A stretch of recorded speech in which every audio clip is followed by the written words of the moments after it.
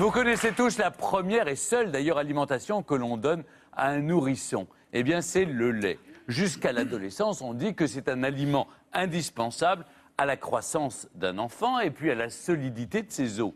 Et depuis des années, les publicitaires martèlent nos esprits de ses qualités. C'est riche en fer, c'est riche en calcium, en protéines. Et pourtant, il y a de plus en plus de professionnels qui s'érigent contre le lait en disant que le lait serait nocif pour notre santé. Alors on a voulu y voir plus clair. Et Erwan, est-ce qu'il faut avoir peur du grand méchant lait ? Qu'est-ce qu'on n'a plus le droit de manger aujourd'hui? Non, alors c'est vrai, tout de suite ce que tu m'opposes là, Erwan, avec Erwan, on n'a plus le droit de rien manger. Mais on fait ce qu'on veut d'abord. D'abord, vous faites ce que vous voulez. Vous faites ce que vous voulez. Mais il faut quand même comprendre, toujours recontextualiser, que notre alimentation a tellement changé depuis 70 ans, on baigne dans un milieu où on mange un maximum de choses pour lesquelles on n'est pas fait. Oui. Aujourd'hui, le professeur de Harvard, Walter Willett, qui est la sommité en matière de nutrition mondialement, nous dit plus d'un produit laitier par jour, c'est totalement irresponsable à la lueur des études qu'on a faites depuis 25 ans. Donc, je vais vous laisser regarder le reportage et vous allez voir, c'est quand même assez inquiétant. Le lait, certainement le produit que l'on trouve en plus grande quantité dans vos placards, dans vos frigidaires. Le lait et sa blancheur virginale qui symbolise la santé. Mais en êtes-vous aussi sûr ? On va aller à la rencontre de Julie, qui a fait le choix de mettre un terme à sa consommation de laitage il y a plusieurs mois. On y va ? Qu'est-ce qui a motivé votre arrêt du lait ? Je vous avoue que j'étais une très grande consommatrice de lait.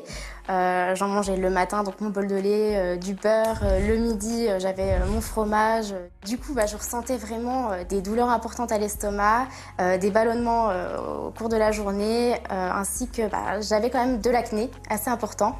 Donc de là, je me suis dit qu'il fallait quand même que je change quelque chose dans mon alimentation. Et comme c'était l'aliment que je consommais le plus, je me suis dit que ça venait probablement de ça. Et qu'est-ce que l'arrêt du lait a changé concrètement dans votre vie ? Je me sens libérée de toutes ces douleurs que j'avais à l'estomac. Je me sens beaucoup plus saine à l'intérieur. Et au niveau de ma peau, clairement, là, j'ai senti une différence assez remarquable. Donc voilà, que des bienfaits. Et par quoi vous l'avez remplacé alors ? Alors, j'ai remplacé le lait classique par d'autres types de lait, comme du lait d'avoine, du lait d'amande, du lait de coco, du lait de soja. J'ai remplacé le beurre par une margarine ou de la matière grasse végétale. Donc, au final, ça nous permet de devenir un petit peu plus curieux sur ce qui existe et puis de découvrir de nouvelles saveurs. Donc, c'est tout bénéfique. Merci Julie. Mais je vous en prie. Maintenant, nous allons rencontrer Thierry Soucard, un spécialiste du lait qui a longuement enquêté à la fois sur son histoire, ses modes de production, mais aussi ses conséquences sur la santé. Est-ce que le lait est bon pour la santé ? On entend souvent dire que c'est bon pour la santé, mais la réalité, c'est que c'est un aliment qui n'est pas indispensable, dont on peut totalement se passer, qui a été paré de multiples vertus, notamment qu'il prévenait les fractures. On sait aujourd'hui que c'est totalement faux. Quel est le principal défaut du lait ? Le lactose, c'est le sucre qui est dans le lait. C'est également le sucre qui est dans le lait de tous les mammifères, dont celui de la maman.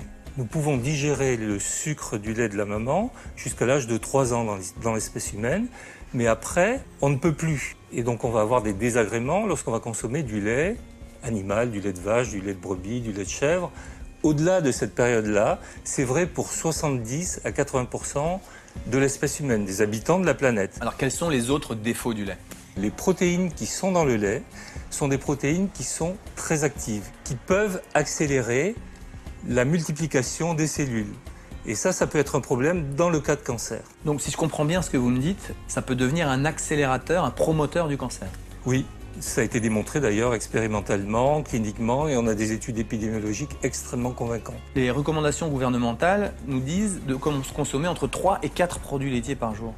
Est-ce que c'est normal ? Pour moi, ça révèle totalement le pouvoir des industriels, cette capacité à faire passer des messages de propagande et de désinformation auprès du public avec l'aide des pouvoirs publics. Merci Thierry Soucard pour toutes ces informations. Nous allons maintenant nous diriger vers le laboratoire de Marie Taliaferro qui cuisine des pâtisseries sans lactose. Pourquoi est-ce que vous avez fait ce choix ? Alors nous, on a ouvert une pâtisserie sans gluten il y a quelques années et on s'est très vite rendu compte que les gens qui étaient concernés étaient aussi concernés par des intolérances ou des sensibilités au lactose. Donc très rapidement, on a adapté notre offre avec des produits sans lactose. Et si vous ne mettez plus de lait, vous le remplacez par quoi en fait? Alors on utilise des laits végétaux, donc ça va être des laits de noisettes, amandes, lait de soja. Et puis on utilise des huiles bio pour remplacer le beurre. Au début ça a été un petit peu compliqué, il y a certains produits qu'on n'a pas pu faire, ça nous a pris un petit peu de temps. Et puis maintenant on arrive à une gamme assez intéressante avec des éclairs, des tartes et ce genre de choses. Alors on va faire un éclair au chocolat et tout d'abord on va préparer la pâte à choux sans lactose. Donc ça, c'est le gras qui donne la texture. Oui c'est ça, tout à fait. Elles sont différentes en quoi ces pâtisseries? Ce qui va changer, c'est qu'elles vont être un petit peu plus légères, plus faciles à digérer. C'est la découverte d'un nouveau produit. Quand on retire le lactose, on a des nouvelles textures, des nouveaux goûts et voilà, c'est une vraie découverte.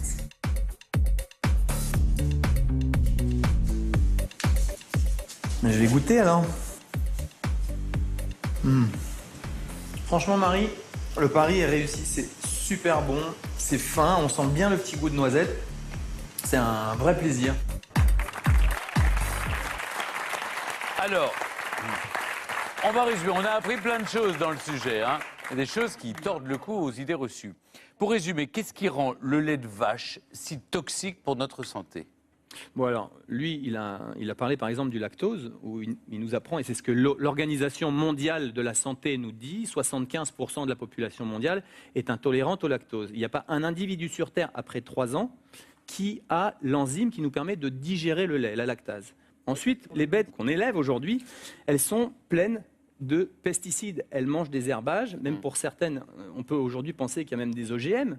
Donc, elles mangent des produits... Quand elles voient l'herbe, parce Mais que quand vous voyez les fermes... on va leur donner, des produits, blé, soja, maïs, bref. Il y a plein de pesticides qu'on va retrouver dans notre lait. Ça, c'est une chose. Ensuite, il faut savoir que 50% de la production mondiale d'antibiotiques est réservée à l'élevage. Donc on les consomme avec le lait. Et qu'est-ce que ça fait? Vous savez, vous avez entendu parler de la grippe aviaire. C'est les perturbateurs endocriniens. Alors, il y a les perturbateurs endocriniens et d'autre part, l'antibiorésistance. Oui. C'est-à-dire qu'aujourd'hui, si on donne à des enfants constamment du lait qui est plein de pesticides et plein d'antibiotiques, eh bien pendant qu'il est en train de construire son microbiote, son écosystème intestinal, on va détruire les bonnes bactéries de cet enfant et le jour où il sera malade, immunitairement toute sa vie. Et surtout le jour où il sera malade, plus rien n'agira sur lui. Alors, bon, moi j'essaie d'être positif. Dans cette émission, c'est bien de nous annoncer les dangers, mais en même temps, il faut faire des choses. Quelles sont les alternatives au lait de vache? Bon, alors déjà, il y a les laits végétaux. Il y a quand même une chose qu'il faut ajouter. Dans les recommandations des grandes universités américaines de nutrition, on nous dit et on recommande de se passer même totalement, si on veut, parce qu'on demande, nous, ici, d'avoir 1500 mg de calcium par jour. Or, qu'est-ce qu'elles nous disent, elles? Qu'on peut l'avoir dans une alimentation variée. Le brocoli, je crois, ou le chou a plus... Alors, les amandes, il y a plus de calcium que dans le lait. Ça, je suis d'accord. Mais essayez de comprendre une chose, la France est le pays du fromage. Est-ce que vous m'avez entendu dire, ne mangez plus jamais de produits laitiers? Non, mais moi je mange tous les jours du fromage. À tous les jours? À tous les jours, une fois un plateau de fromage. De brebis et de... Maintenant, depuis que je vous connais, je mange du fromage de brebis et de chèvre. Alors, si un soir... Mais je vous jure que j'adore les autres. Si un soir, on vous... Je suis sûr qu'il me manque. Oui, il me manque. Si un soir, vous avez des amis qui vous sortent un super plateau de fromage, mais allez-y, c'est l'exposition qui fait le poison. Si vous êtes constamment exposé à des substances toxiques, eh ben, ce serait naïf de croire qu'elles ne vont pas avoir de conséquences sur l'organisme. Ce que je veux dire, est-ce que de temps en temps, c'est pas grave. Est-ce que le chèvre, les produits issus de la chèvre et de la brebis sont moins nocifs pour la santé? Oui, définitivement, et pour plusieurs raisons. La première, c'est que le lait de vache est destiné à un veau qui grandit de 0 à 300 kg en 6 mois. Est-ce que vous comprenez que dedans, il y a des facteurs de croissance qui ne sont pas destinés à l'homme? S'il y a ces facteurs de croissance, ce sont des accélérateurs, parce que qui dit développer les cellules, dit développer les bonnes comme les mauvaises cellules. On est d'accord que si on dit que pour le lait, il faut du calcium, enfin, que ça apporte le calcium, on le trouve ailleurs. Voilà. Je voulais juste vous préciser une chose sur les études. Il y a toutes les études qui montrent que chez l'enfant et chez l'adolescent, il n'a jamais été prouvé que le calcium laitier permettait la croissance de ces enfants. Alors, vous qui nous regardez, sachez que je vous ai mis toutes les études qui font autorité mondialement, vous les avez sur le site de Comment ça va bien. Et là, vous avez amené des pâtisseries. Alors voilà, parce qu'il faut quand même se faire plaisir. Puisqu'on me dit tout le temps, on ne peut rien manger avec toi. Mais si, on peut manger avec moi, faites-vous plaisir. On a le droit. Mais oui. Merci beaucoup, Erwan. On trouvera toutes vos indications sur france2.fr/ccbb.